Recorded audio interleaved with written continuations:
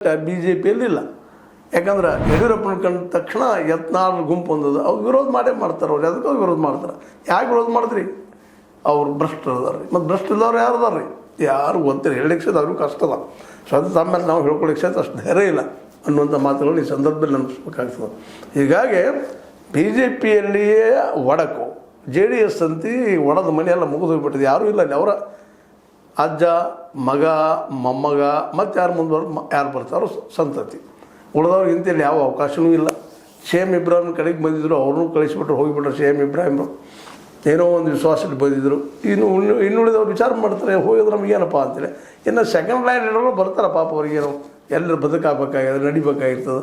J D S ಜೈ ಅಂತಾರೆ, B J P ಜೈ ಅಂತಾರೆ, ಕಾಂಗ್ರೆಸ್ ಜೈ ಅಂತಾರೆ. ಅವ್ರು ಬದುಕು ಕಷ್ಟ ಆಗಿದೆ ಇವತ್ತು.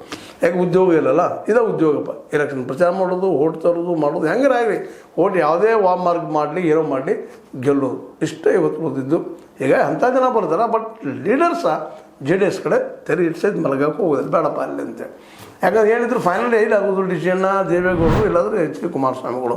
ಮತ್ತು ಅವ್ರು ಹೇಳಿದಂಗೆ ಹೇಳ್ಕೊಂಡು ಹೋದ್ರಾಗ ಅದರಲ್ಲಿ ಏನದಪ್ಪ ಸ್ವಂತ ವಿಚಾರದಂಥ ಸ್ವಯಂ ಒಬ್ಬ ನಾಯಕ ಬೆಳೆದವಾಗ ಅಲ್ಲಿ ಹೋಗ್ಲಿಕ್ಕೆ ಮನಸ್ಸಾಗೋದಿಲ್ಲ. ಹೀಗಾಗಿ ಜೆ ಡಿ ಎಸ್ ಅಂತಿ ತನ್ನ ಕೊನೆಯ ದಿನಗಳನ್ನ ಏರಿಸ್ತಾ ಇದೆಯೋ ಏನೋ ಗೊತ್ತಿಲ್ಲ.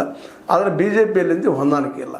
ಇವೆರಡನ್ನೂ ಗೊತ್ತಿರುವಂಥ, ಎರಡು ತಿಳಿದಿರುವಂಥ high command, BJP high command, ನೀವು ಒಂದಾಗಿ ಹೋಗ್ರಪ್ಪ, ಅವ್ರನ್ನ ಇಟ್ಕೊಂಡು ಹೋಗ್ರಿ ಅಂತೇಳಿ.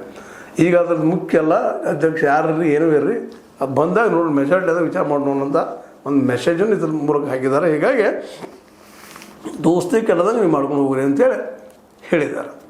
ಇದು